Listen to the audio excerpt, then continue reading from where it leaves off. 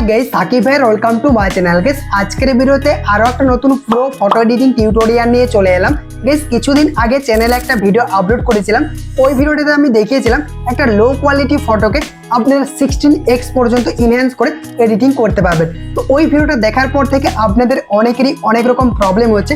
প্রবলেমটা কি হচ্ছে, আমরা যখন আমাদের নিজের একটা ফটো এনহ্যান্স করতে চাইছি তখন আমাদের এনহ্যান্স হয়ে ফেসটাও কিন্তু চেঞ্জ হয়ে যাচ্ছে। তো সেই প্রবলেমটাই আজকের ভিডিওতে সলভ করা হবে।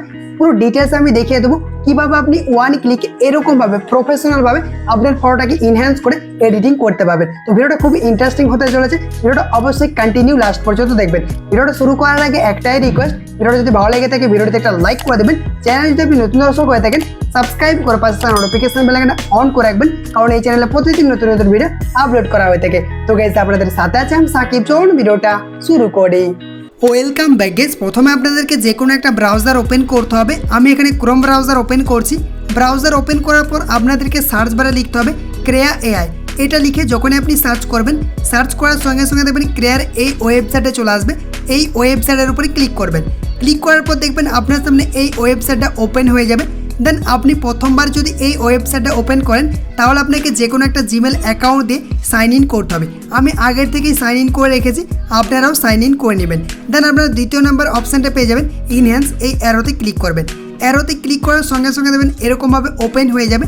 দেন আপনাদেরকে প্রথমে এখানে আপনার ফটোটাকে ইম্পোর্ট করতে হবে, যে ফটোটাকে আপনি ইনহ্যান্স বানাতে চান। তো আপনারা এখান থেকে এই ফটোর উপরে ক্লিক করবেন।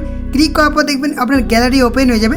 দেন আপনি যে ফটোটা এডিটিং করতে চান জাস্ট ওই ফটোর উপরে ক্লিক করবেন, তারপরে উপরে ডান অপশানে ক্লিক করে দেবেন। ডান অপশানে ক্লিক করার পর এখানে কিছুক্ষণ লোডিং হবে। লোডিং হয়ে যাওয়ার পর দেখবেন আপনার যে ফটোটা রয়েছে সেই ফটোর প্রন্টটাও কিন্তু এখানে চলে আসবে। দেখতে পাচ্ছেন এই যে অটোমেটিক এআই জেনারেট হয়ে প্রন্টটাও কিন্তু চলে এসেছে, মানে আপনার ফটোতে কী রয়েছে সেটাও কিন্তু লেখাটা চলে এসেছে। এরপর আপনি একটু নিচে আসবেন।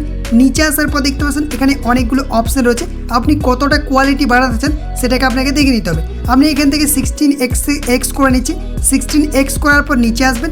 নিচে আসার পর স্টাইল অপশান পাবেন, আপনি নর্মাল রাখতে পারেন বা আপনি এখানে বিভিন্ন রকম অপশানগুলো পেয়ে যাবেন।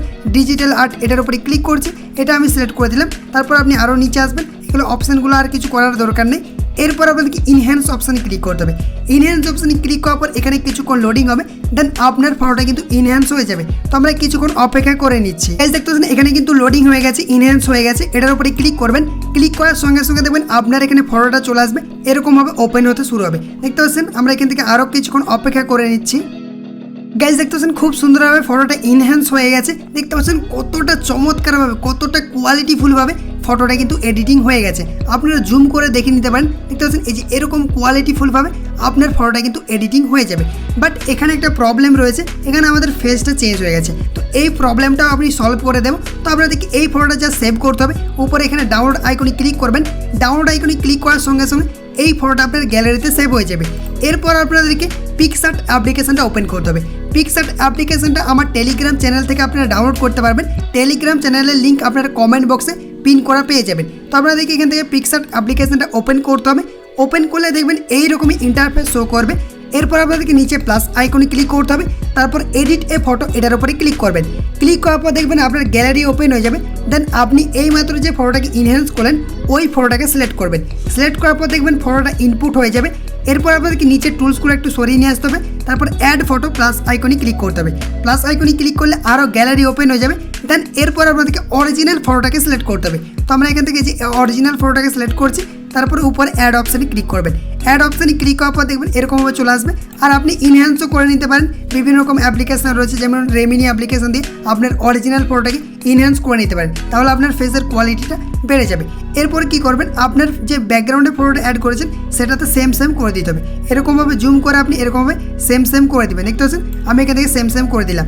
এরপর কি করবেন, উপরে দেখতে পাচ্ছেন ইরেজ অপশান রয়েছে, এই ইরেজ অপশানটিতে ক্লিক করবেন। তারপর আমাদেরকে ইনভার্টে ক্লিক করতে হবে। ইনভার্টে ক্লিক করার পর দেখতে পাচ্ছেন এই ফটোটা চলে এসেছে। এরপর কি করবেন, আপনাদেরকে জুম করতে হবে। জুম করার পর জাস্ট এখান থেকে আপনাকে রিস্টোর করতে হবে। দেখতে পাচ্ছেন এই যে এরকমভাবে রিস্টোর করতে হবে, তাহলে আপনার অরিজিনাল যে ফেসটা রয়েছে সেটা কিন্তু এখানে আসবে। তো এরকমভাবে আপনাদেরকে রিস্টোর করতে হবে। এই যে এরকমভাবে ব্রাশ করে নেবেন। ব্রাশ করার সঙ্গে সঙ্গে দেখতে পাবেন আপনার ফেসটা কিন্তু রিস্টোর হয়ে যাবে। এই যে দেখতে পাচ্ছেন আমাদের ফেসটা কিন্তু রিস্টোর হয়ে গেছে। বা আপনি যে জায়গাগুলো রিস্টোর করতে চান এরকমভাবে আপনি রিস্টোর করে নিতে পারেন। দেখতে পাচ্ছেন খুব সুন্দরভাবে রিস্টোর হয়ে গেছে। এরপর টিকে ক্লিক করবেন। দেখতে পাচ্ছেন আমাদের কিন্তু অরিজিনাল ফেসটা কিন্তু চলে এসেছে। এরকমভাবে খুব সহজে এরকম কোয়ালিটিফুলভাবে আপনি ফটো এডিটিং করতে পারবেন। তারপর টিকে ক্লিক করবেন। এরপর এই ফটোটা আপনাকে গ্যালারিতে সেভ করে নিতে হবে। উপরে ডাউনলোড আইকনে ক্লিক করবেন, তারপর সেভ অ্যাজ পিএনজি এটার উপরে ক্লিক করবেন। দেন আপনাদেরকে সেভ আইকনে ক্লিক করে এই ফটোটাকে গ্যালারিতে সেভ করে নিতে হবে।